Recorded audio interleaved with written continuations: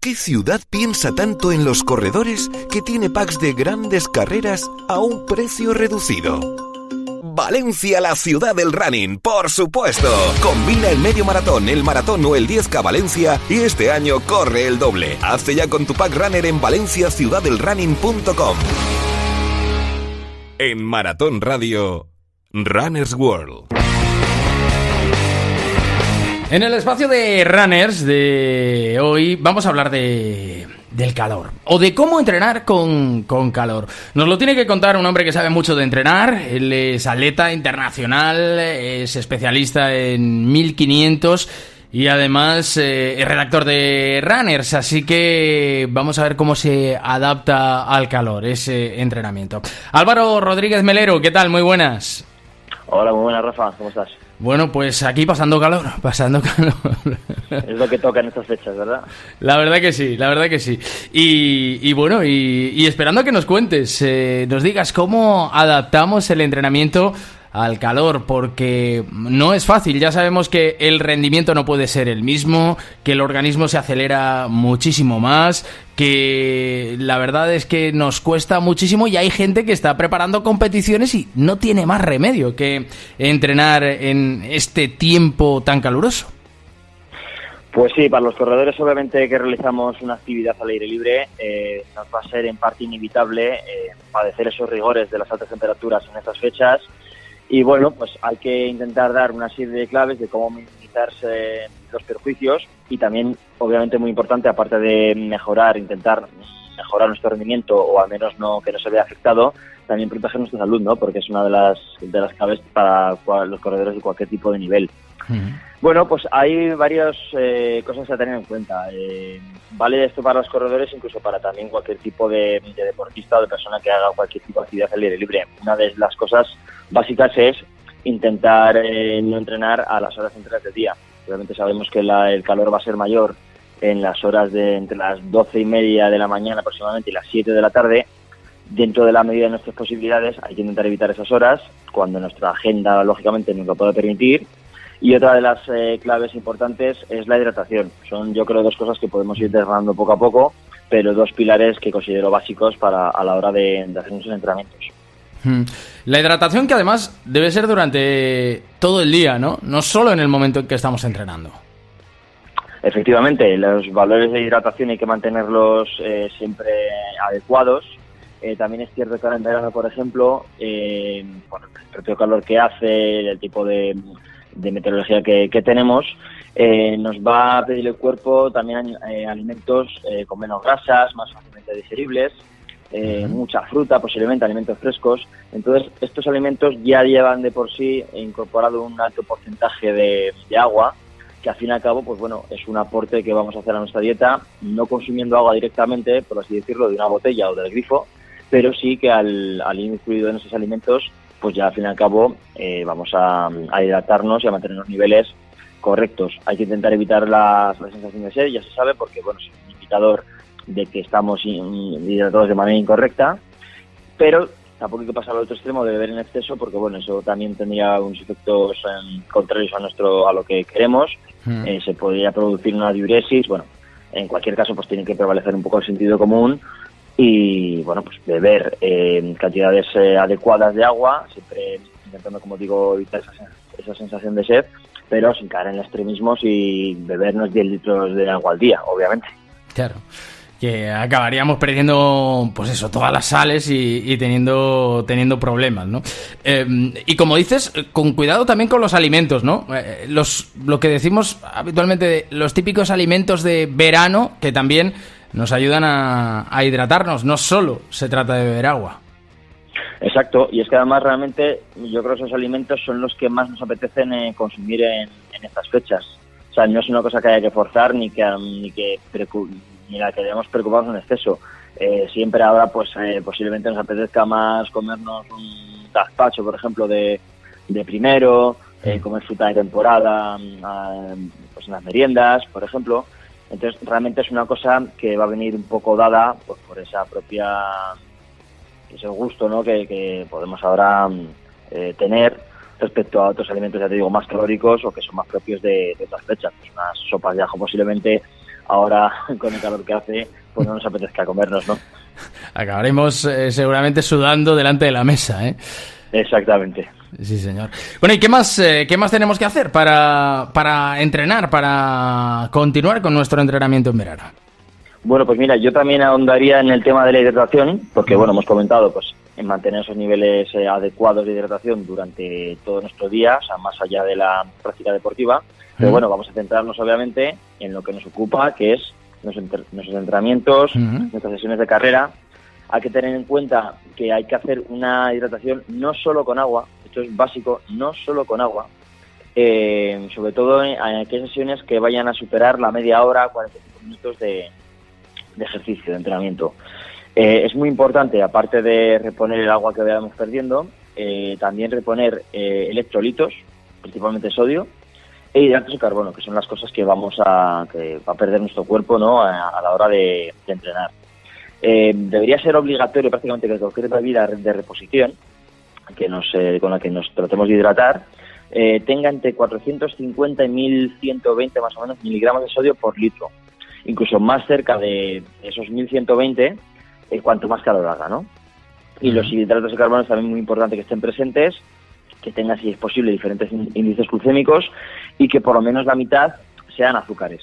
O sea, esto que podemos pensar es, siempre que tratamos de vivir de los productos azucarados, sí. En este caso, cuando tratamos de reponer todos estos electrolitos y los hidratos que vamos a perder en el entrenamiento, hay que tener en cuenta que sí debe llevar azúcar.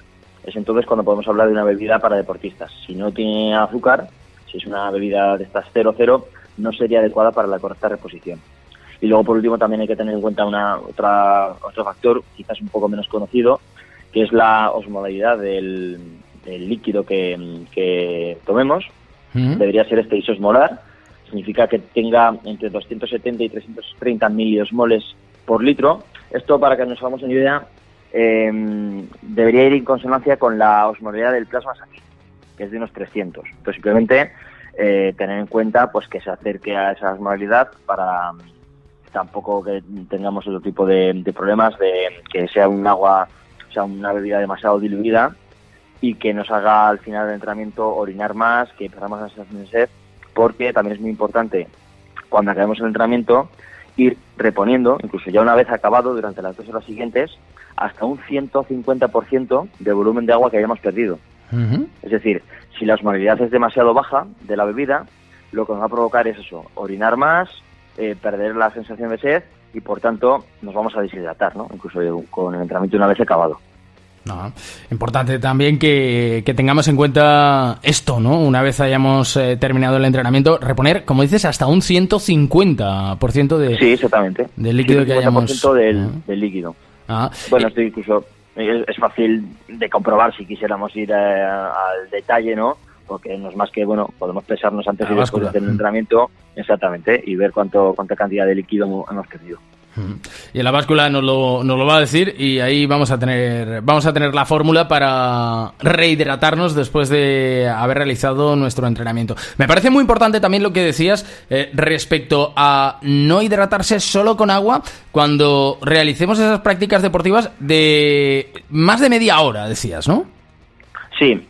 Eso incluso 30-45 minutos, prácticamente los corredores más expertos.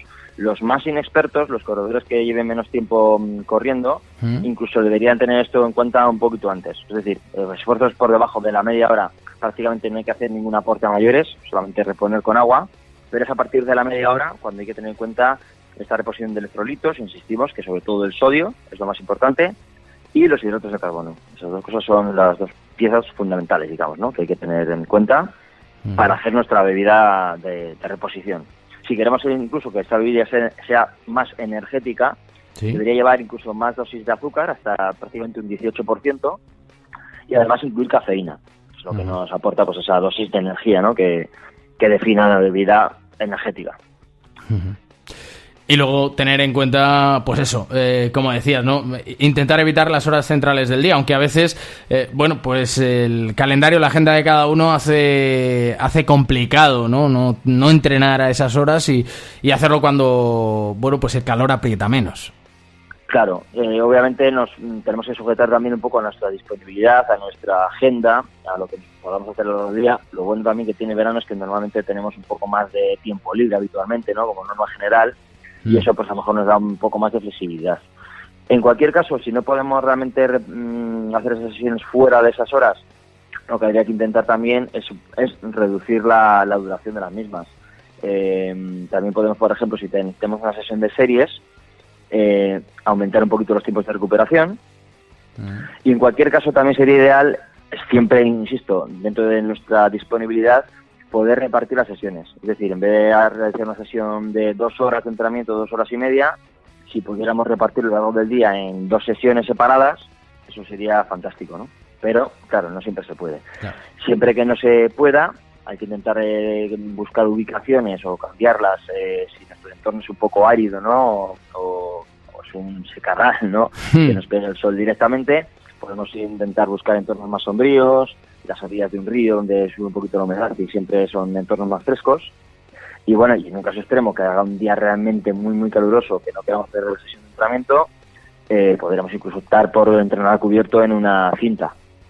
Pero bueno, eso ya hablo de un caso extremo. Incluso ya en el más extremo de los casos, siempre es mejor perder la sesión de entrenamiento antes que asumir un riesgo potencial de sufrir un golpe de calor o cualquier otra cosa. Se debe imponer siempre el sentido común, es lo que tiene que prevalecer en cualquier caso. Claro, proteger la salud sin lugar a dudas, ¿eh? Cuando llega un golpe de calor de estos, una ola de calor importante, pues hombre, mejor o irte a la cinta, como dices, o no salir a entrenar, porque el entrenamiento no te va a servir de mucho.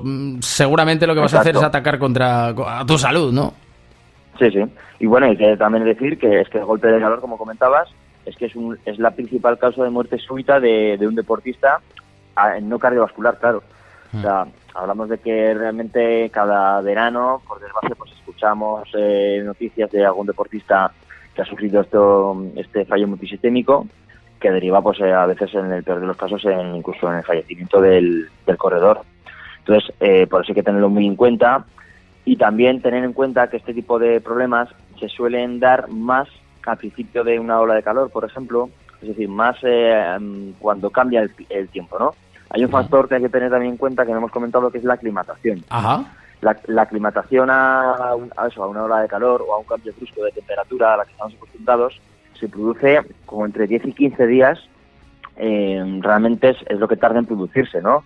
En la que se llevan a cabo todo tipo de mecanismos termorreguladores que nos adaptan nuestra fisiología a esas nuevas condiciones, ¿no?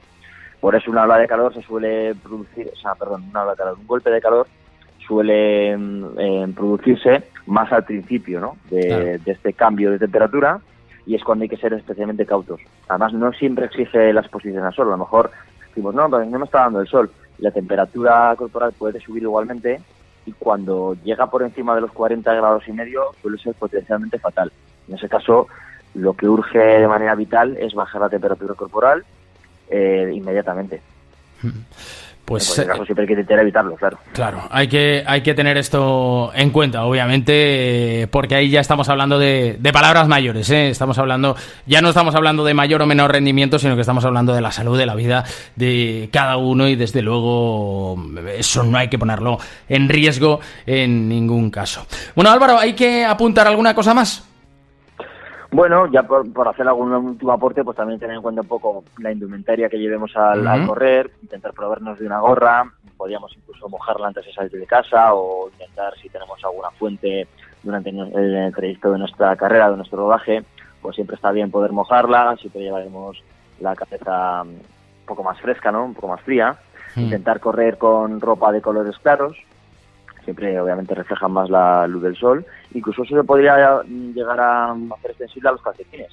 Es una prenda que a lo mejor no damos tanta importancia, pero también los calcetines negros, que además son colores oscuros, los que suelen llevar la mayoría, pues muchas veces absorben más la luz, absorben más el calor, y hacen que llevemos el pie un poco achicharrado, ¿no? Esto luego también puede generar problemas de ampollas, de rozaduras por la dilatación. Bueno, este tipo de cosas son las que también se podrían llegar a tener en cuenta. Y poco más, insistir en lo dicho, hidratación, respetar ese periodo de aclimatación, y luego adaptar un poco nuestros entrenamientos a las nuevas condiciones de calor que estemos padeciendo, por así decirlo, huir de las horas centrales del día y siempre que no podamos, pues ubicarnos en lugares un poco más frescos, más sombríos, y todo esto pues creo que nos va a permitir mantener un alto nivel de actividad, poder seguir realizando nuestros entrenamientos y a su vez proteger nuestra salud, por supuesto, y que no se vea afectado nuestro rendimiento. Perfecto, pues Álvaro Rodríguez Melero, un placer auténtico, muchísimas gracias. Muchas gracias a vosotros.